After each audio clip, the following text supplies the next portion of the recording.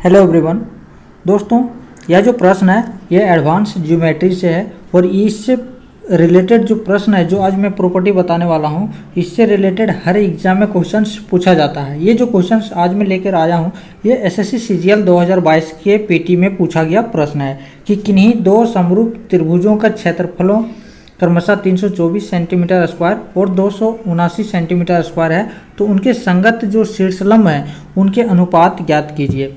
ये आपको समझना है कि ये हर एग्जाम में पूछा जाता है, चाहे वह समरूप त्रिभुज हो या वो सर्वांगसम त्रिभुज हो, यानी कि सिमिलर, जिसको इंग्लिश में बोलते हैं समरूप त्रिभुज को सिमिलर ट्रायंगल्स, और जो सर्वांगसम होता है उसको कॉन्ग्रुएंट ट्रायंगल्स बोलते हैं। ये चीज़ आपको ध्यान में रखना है, ठीक है। तो यहाँ पे क्या दिया है कि समरूप त्रिभुज जो है इनके क्षेत्रफल का जो है उनका क्षेत्रफल दे दिया गया है। तो आपसे पूछ लिया कि संगत जो शीर्षलंब है उनका जो परपेंडिकुलर है लंब है उसका अनुपात कितना होगा। तो इसके लिए आपको एक ट्रिक, एक प्रॉपर्टी आप समझें या एक फार्मूला समझें, इसको आपको याद रखना है। ये फार्मूला क्या है कि जो उनके जो क्षेत्रफल का जो अनुपात होता है उसके भुजाओं के अनुपात वर्ग के अनुपात के बराबर होता है। चाहे आप उसका भुजा ले लीजिए या फिर उसका परपेंडिकुलर का जो स्क्वायर है उसका अनुपात, या फिर उसका मीडियन मध्यिका जो होती है उसका स्क्वायर का अनुपात के बराबर होता है।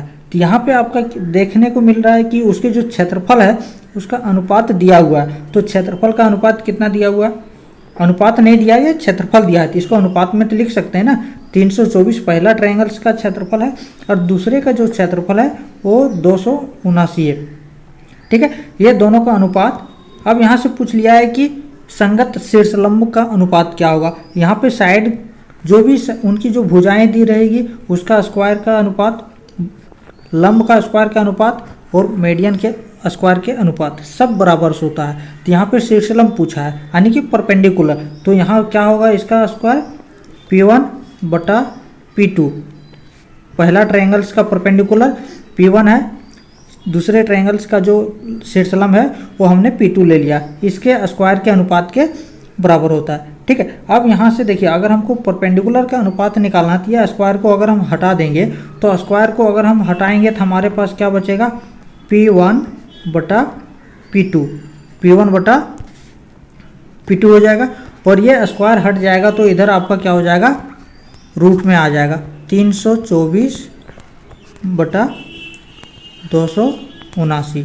अब देखो 324 किसका है स्क्वायर? तो ये 18 का स्क्वायर है, और 279 किसका है?